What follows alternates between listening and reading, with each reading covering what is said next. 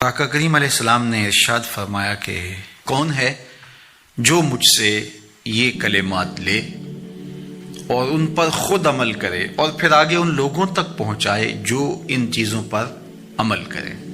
تو بہت سارے لوگ جھولیاں پھیلا کے آگے بڑھ جاتے، لیکن علم کے لیے جو حرص حضرت ابو ہریرہ کے سینے میں تھی اس وجہ سے انہوں نے پہل کی اور آگے بڑھ کے عرض کی، حضور یہ خیرات میری جھولی میں ڈال دیجیے، میں خود بھی عمل کروں گا اور ایسے لوگوں تک پہنچاؤں گا بھی جو ان پر عمل پیرا ہوں۔ تو کہتے ہیں حضور نے میرا ہاتھ پکڑ لیا اور 5 چیزیں گنوائیں۔ پہلی بات میرے حضور نے ارشاد فرمائی، اتق المحارم تکن عابد الناس، اللہ کی حرام کردہ چیزوں سے بچ جاؤ، تم لوگوں میں سب سے بڑے عبادت گزار بن جاؤ گے۔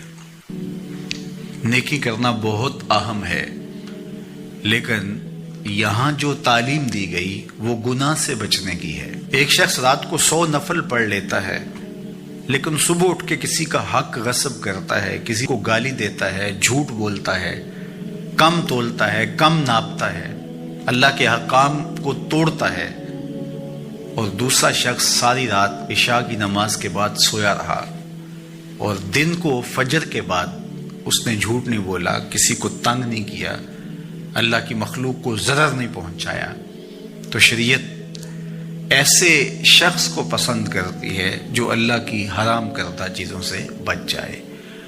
نیکی کی توفیق مل جائے، نفلی عبادات میسر آ جائیں تو بڑی بات ہے، لیکن اس سے بڑی بات یہ ہے کہ اللہ کی حرام کردہ چیزوں سے بچا جائے۔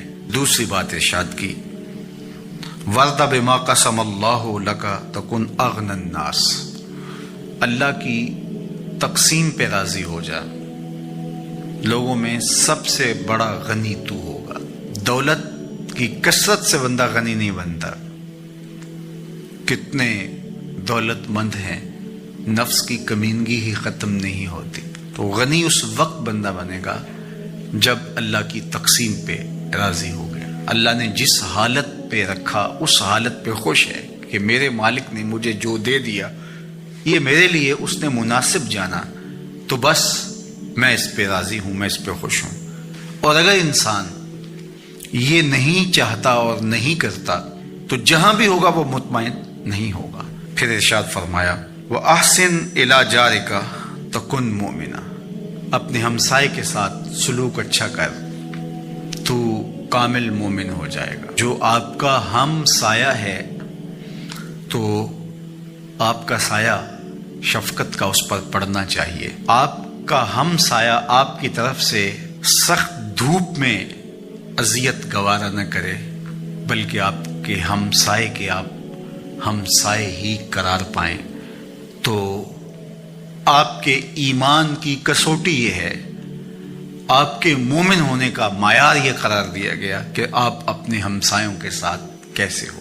چوتھی چیز، وَأَحِبَّ لِلنَّاسِ مَا تُحِبُّ لِنَفْسِكَ تَكُنْ مُسْلِمًا، اگر تم کامل مسلمان بننا چاہتے ہو تو جو اپنے لیے پسند کرتے ہو تمام مخلوق کے لیے وہ پسند کرو۔ اب کوئی شخص یہ مزاج اپنی طبع میں راسخ کر لے تو معاشرے کے اندر شر، فساد، بدامنی، کسی کے حقوق کو غصب کرنا، کسی سے زیادتی کرنا، کسی کا برا چاہنا، سب کچھ ختم ہو جائے گا، اور یہ معاشرہ جنت نظیر بن جائے گا کہ جو ہم اپنے لیے پسند کرتے ہیں وہ ہم اپنے دوست کے لیے، بھائی کے لیے، ہمسائے کے لیے، عزیز کے لیے، رشتہ دار کے لیے پسند کریں۔ اور 5ویں بات، وَلَا تُكْثِرِ الضِّحْكَ فَإِنَّ كَثْرَةَ الضِّحْكِ تُمِيتُ الْقَلْبَ، ابو ہریرہ زیادہ ہنسا نہ کرو، زیادہ ہنسنے سے دل مر جاتا ہے۔ مسکرانا تو سنت ہے، مسکرانا حضور کی عادت تھی، جس کی تسکین سے روتے ہوئے ہنس پڑے، اس تبسم کی عادت پہ لاکھوں سلام۔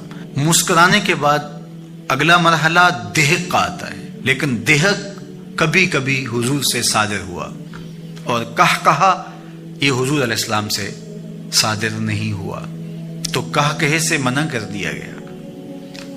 دہک کبھی کبھی ہو اور تبسم آپ کی زندگی میں شامل ہو۔ اللہ اس حدیث پاک کا نور ہماری روحوں میں اتار دے اور ہمارے باطن میں چراغاں کرے۔ ٹھنڈا پانی ہے، میٹھا پانی ہے، کہا ہم نے روزہ رکھا ہے، اللہ دیکھ رہا ہے. ماہ سیام میں ہم پانی نہیں لیتے، اس لیے ہمیں یہ یقین ہوتا ہے تنہائی میں بھی اللہ دیکھ رہا ہے. یار جو اللہ رمضان میں دیکھتا ہے وہ غیر رمضان میں بھی دیکھتا ہے. پانی پینے لگو تو دیکھتا ہے، رشوت لینے لگو تو تب بھی دیکھتا ہے، آنکھ بھٹکے تو تب بھی دیکھتا ہے، خیال بہکے تو تب بھی دیکھتا ہے، سوچوں میں آوارگی آئے تو تب بھی دیکھتا ہے. یہ یقین تمہارے ساتھ اگر جڑ جائے کہ تمہارا رب تمہیں دیکھ رہا ہے تو پھر گناہ کرنا مشکل کیا ناممکن ہو جائے گا. ان اللہ خبیر بما تعملون، اور جو تم کرتے ہو تمہارا رب اس سے باخبر ہے. مت سمجھنا کہ وہ دیکھ نہیں رہا، تم کو چھٹی دے رکھی ہے تو اس کا یہ مطلب نہیں ہے کہ تم اس کی پہنچ سے باہر ہو یا اس کی نگاہوں میں نہیں ہو.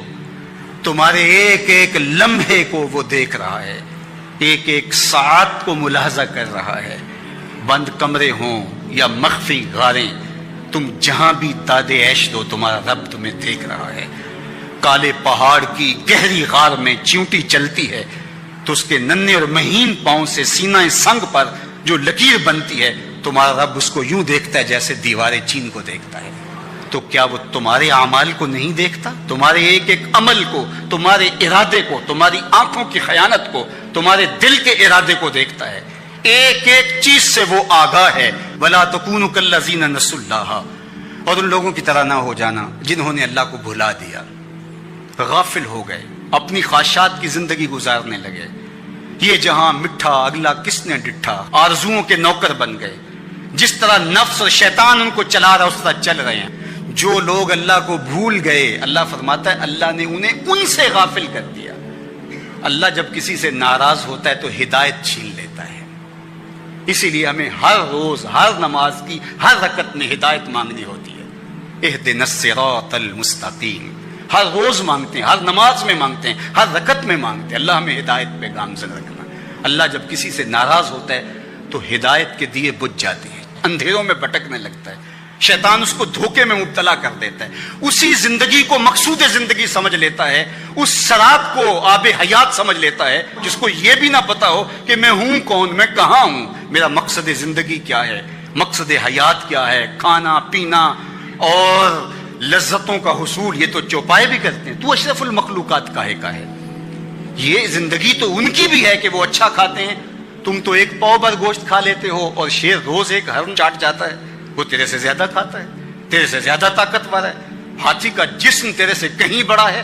پرندے ہواؤں میں اڑتے ہیں، مچھلی پانی کی تہوں میں اتر جاتی ہیں. عقاب کی نظروں اور بلندی پرواز کی دیکھنے والی ہوتی ہے. کرگس کہاں سے کہاں تک سونگ لیتی ہے. ان کی قوت شامہ تیرے سے بڑی ہے، لیکن اس کے باوجود بھی افضل تو، اشرف بھی تو. اور اللہ نے اپنی نیابت کا تاج تیرے سر پہ رکھا ہے. تو تو مقصود ہے، تو تو مسجود الملائک ہے. فرشتوں کی پیشانی تیرے حضور جھکی ہے. تو اپنے آپ سے آشنا ہی نہیں ہے، تجھے پتہ ہی نہیں کہ تو کون ہے. تو خدا کو بھول کے سمجھا کہ میری زندگی آزاد ہو گئی، اب میں جو چاہوں کروں. میں خدا کا بھی انکار کر دیا، بلا دیا اس کو.